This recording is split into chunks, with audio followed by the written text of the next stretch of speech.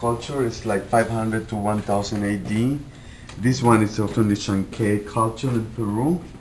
You can see that that is like maybe 900 years after that.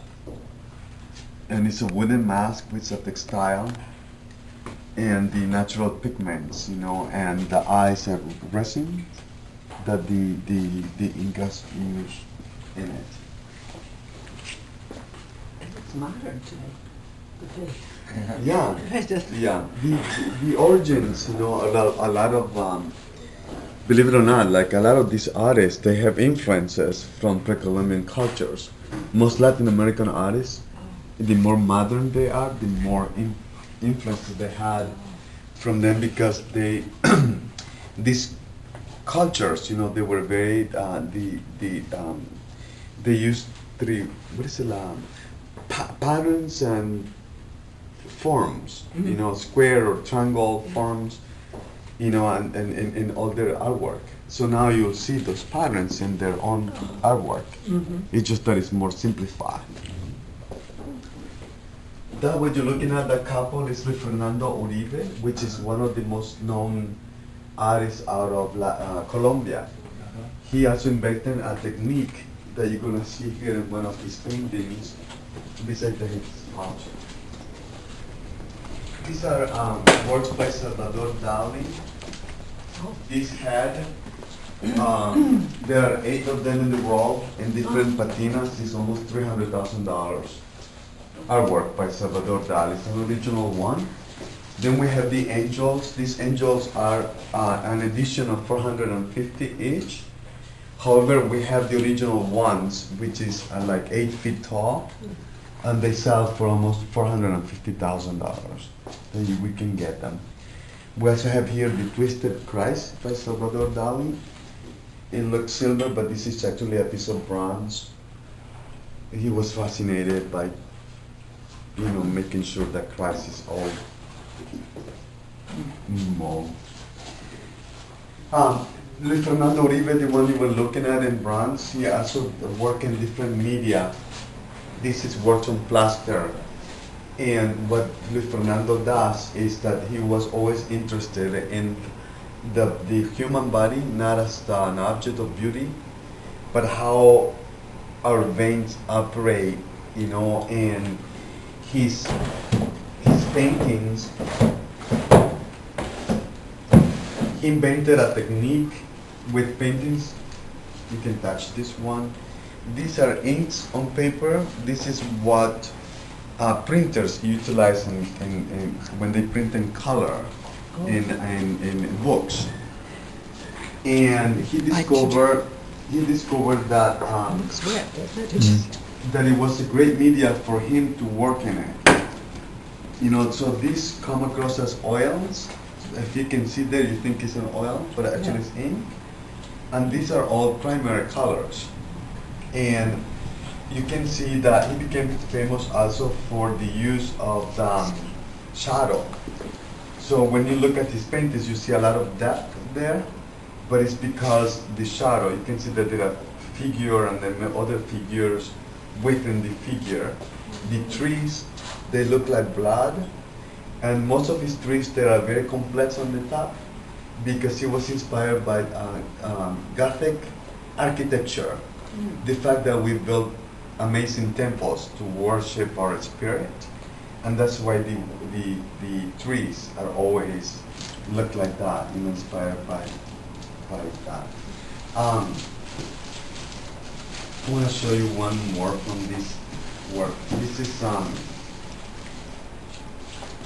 everything you think is black in his paintings are hundreds of layers of blue.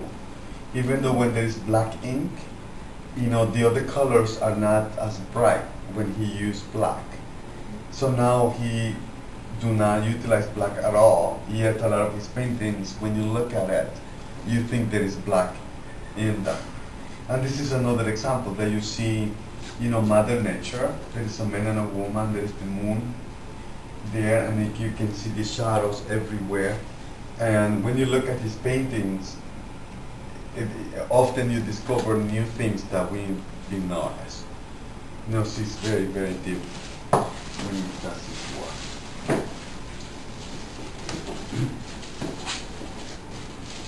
In the new gallery, he has works that are more contemporary. The colorful painter there behind you is Paul Sierra, which is a local painter.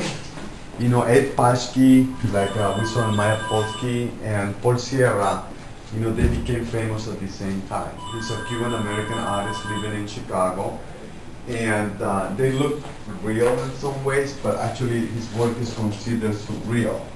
Often what he does is that he paints night and day in the same painting.